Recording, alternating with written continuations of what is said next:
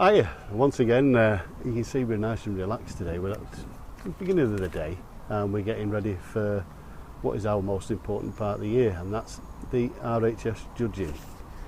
It's the most important time for us because it's when all the neighbourhood comes together.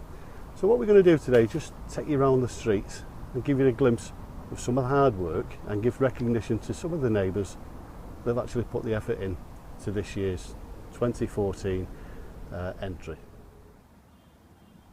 Now here we are on Ash Street, and this is where we're going to start our tour this year, and nearly every house has made, or should I say, double their effort this year to make sure that all the fronts are looking brilliant. And as you look down and cast your eyes across, you can see what magnificent, we'll edit that, or we might even leave that in, what a magnificent display they've actually come up with this year.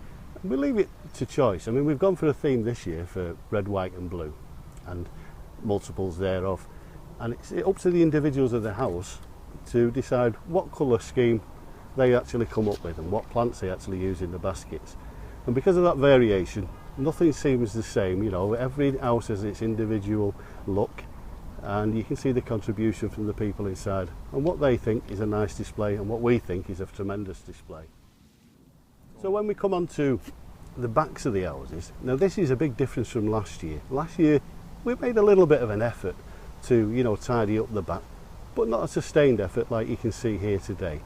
Now if you're walking down here, you will automatically see what a difference, what a change, a little bit of community spirit, some willing hands and the generosity of the community. They've actually put their hands in their own pocket, bought tubs. They've spent hours upon hours filling each and every pot, and you can see there's a wonderful display beginning to bloom already. Now I've already been told for next year they're going to extend it right the full length of the alleyway, and that is going to look stupendous. They're looking for chicken wire to put climbers up and everything. Lobelias are coming out all over. They've got begonias in there. They've got everything you can imagine already. And you may come across what, you know, like the wheelie bin things where you put your wheelie bins. Now they've even come up with an ingenious idea to keep the planting area and make some little shelving on top so you can put your bins away. And if you look on the top here, what a magnificent display. There's not only one of these, there's two, there's three, there's 4 or 5 actually sprouted up throughout the back alleys. And I think it looks tremendous. I'm sure you'll agree with me. Now Sam and Mel have been tremendous again, as I said, this year. They've put hours upon hours in. They must have spent at least 10 hours on one day just, you know, fixing things to the railings and putting the chicken wire up to take the clematis and everything. And they've gone out the way. And I must say a big thank you, not only from me, but from the rest of the committee and the community for doing what you do so willingly, not being asked, and just getting on with it. And I think it's fantastic, and it's a credit to yourselves, so well done you two. And as we come across the road to the opposite side, we're now on Orchid Street, and this is what we call the senior citizens garden because we're getting older nowadays. So Joyce and Graham and Sandra are the main contributors to this little area. As you can see, it's beautiful, and they keep it trim, prim. They was out even last evening trimming, you know, doing a bit of pruning and everything, getting ready for today. So again, you see that sense of community that's come back into the area. Things that was long gone from years and years ago in the 60s and the 50s and everything, that everybody say, well, that community spirit is alive and well, and it's here on Baytrees in Harper Hay. And if a lot more people just spent half an hour or 2 hours getting involved, bringing that community together, and then you can start to participate like Graham does, like Sandra does.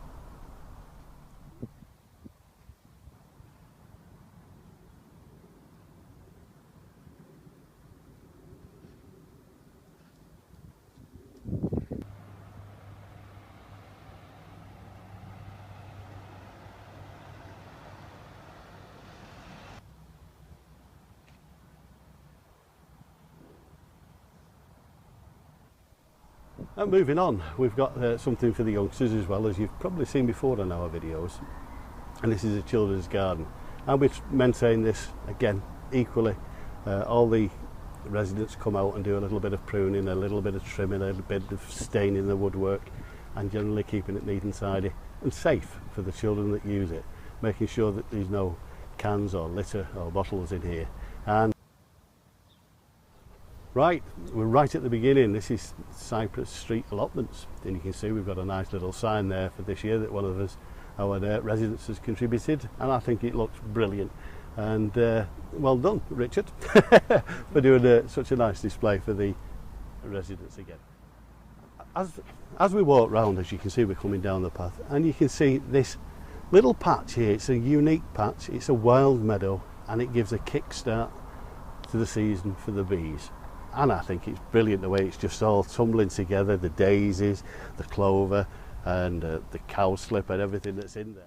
Amongst all this, you've got some beautiful wild carrot as well.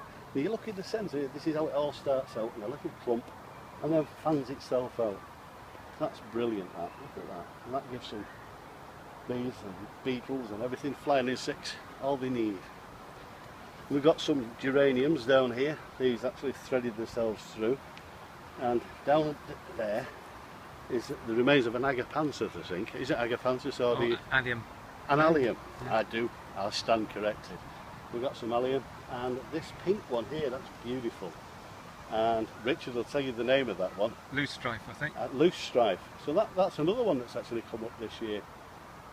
So it's getting better and better, not only for the bees, but for us to look at of an evening when we're having a cup of tea. You see, we're here now. We're at the Baytrees bee project, and there's 4 hives this year, and we're going to be expecting a bumper crop. So we're going to have to get our orders in early, I think, because it's gorgeous. And I've actually had a sample, and it's really, really nice. So if you can get hold of a pot of Baytrees honey, you're on to a winner. And as I said last year, I think it was, I'd pay a £5 for it, and I'm sure you would once you've tasted it. So that's just a quick whistle-stop tour of some of the things that we've got planned, or actually in situ for this year. We've got further things planned as we move on to next year. Well, we'll bring you up to date with that. So stay tuned. And it's goodbye from Baytrees, Harper Hay, and we'll get back to you with some more news shortly.